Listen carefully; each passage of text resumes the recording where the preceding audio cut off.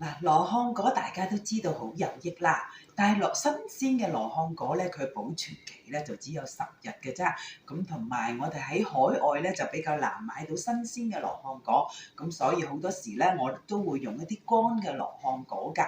嗱，咁有網友就問我啦，乾嘅羅漢果裏邊咧有話傳統嘅羅漢果，又有一啲黃金羅漢果，咁究竟有乜分別咧？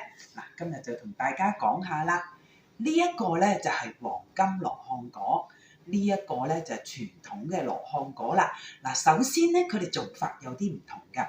傳統嘅羅漢果咧係將佢烘乾，咁而呢一個咧真空處理，低溫之下咧就抽走個水分，令到佢乾㗎。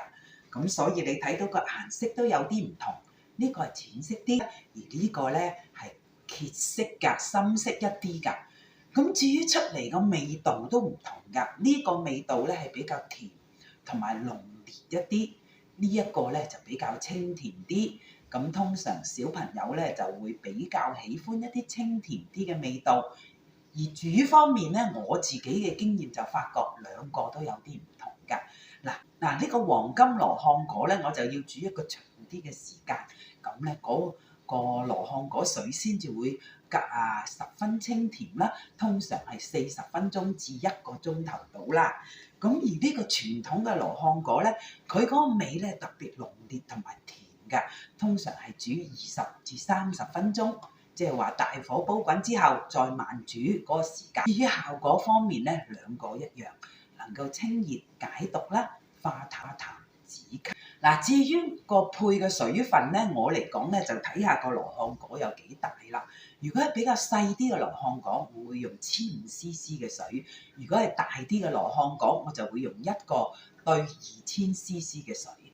嗱，今日咧我就會用呢個傳統嘅羅漢果配呢個桂圓乾啦，嚟做一個咧羅漢果圓肉茶。嚟講咧，外感咧有分呢個風寒同埋風熱，咁羅漢果水咧就適宜呢個風熱嘅感冒㗎。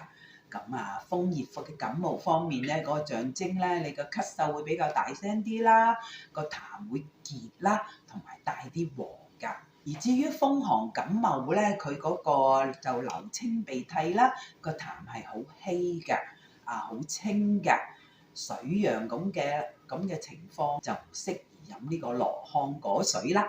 嗱，我處理手法咧，呢個傳統嘅羅漢果咧，就同嗰個黃金羅漢果一樣，會敲碎個殼。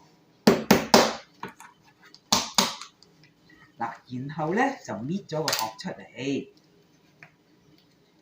嗱，呢個就係嗰個果啦。嗰個殼洗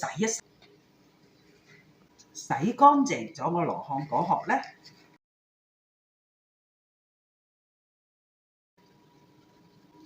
就擺落2000cc 嘅水，因為呢一個羅漢果比較大一啲。嗱，個果肉啦就成個擺落去煲。好啦，我哋可以煮啦。首先咧，我就將羅漢果同埋水大火煮滾。嗱，滾起啦，我就轉細火，將呢度40g 嘅乾桂圓肉加埋落去，跟住冚好佢。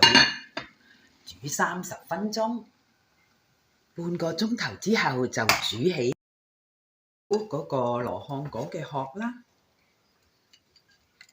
羅漢果咧就會比黃金羅漢果煮出嚟咧深色一啲㗎。嗱，羅漢果嗰個功效咧就好適宜咧我哋嘅感冒咳嗽啦、喉嚨痛啦，或者係腮腺炎尿道炎膀胱炎都有好好嘅療效㗎。嗱，咁但係對於身體咧比較寒涼嘅人咧就唔適合。加入咗圓肉咧，而圓肉就有呢一個安神補血氣嘅功效。咁喺我哋感冒嘅時候、疲勞咧就可以咧飲用啦。